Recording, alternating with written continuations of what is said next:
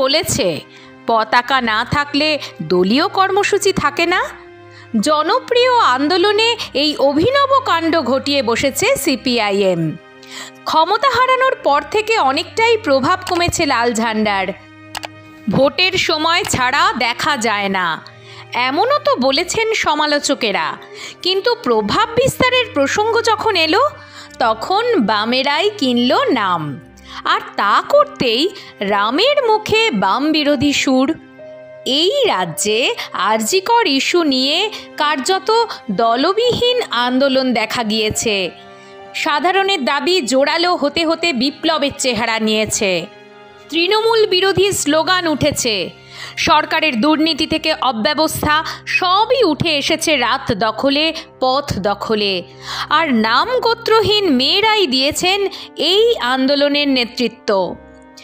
এগিয়ে এসেছেন চিকিৎসকেরা। ঠিক এখানেই বিজেপিকে খুঁজে পাওয়া যায়নি দূর দূরান্ত তক।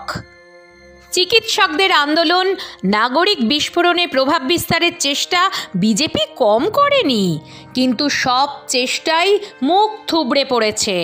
আর তাতেই গোঁসা হয়েছে বিজেপির রাজ্য স্তরের নেতাদের। বলা হচ্ছে বামেরাই হাইজ্যাক করে নিয়েছে আরজিকর আন্দোলন।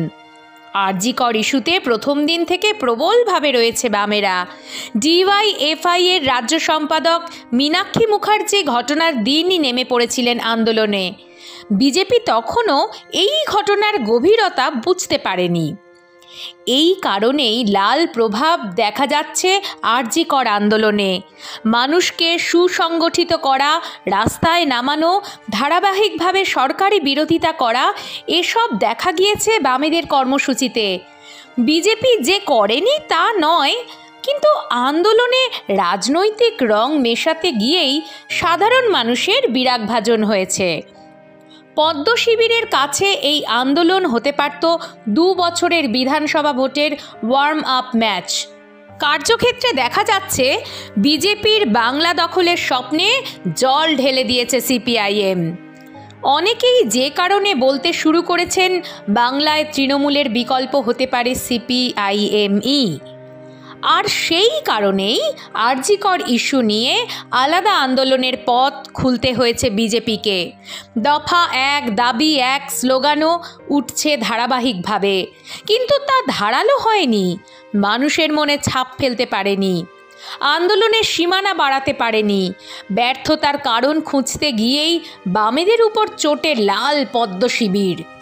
বিজেপির রাজ্য সভাপতি সুকান্ত মজুমদার যে কারণে বলেও দিয়েছেন, বাম, অতিবাম, ঝান্ডুবামের জন্য আরজিকর আন্দোলন জনবিচ্ছিন্ন হয়ে পড়েছে। সুকান্ত যাই বলুন না কেন, আরজিকর আন্দোলনে বিজেপির দাঁত ফোটাতে না পারার আরও কারণ রয়েছে।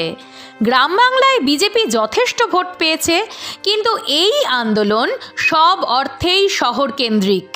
কলকাতা ও বৃহত্তর কলকাতায় বিজেপি চরম ব্যর্থ, যে কারণে সোশ্যাল মিডিয়ায় বিজেপির নেতা নেত্রীরা সরাসরি বাম বিরোধিতা শুরু করেছেন। নানা প্রসঙ্গ তুলে এনে তারা মানুষকে সিপিএম সম্পর্কে সাবধান করছেন।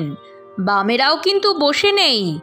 মোহাম্মদ সেলিম যেমন বলেই দিয়েছেন, এই আন্দোলনে হিন্দু মুসলিম নেই, ছোট জাত নিচু জাত নেই, তাই এই আন্দোলন বিজেপির সিলেবাসের বাইরে।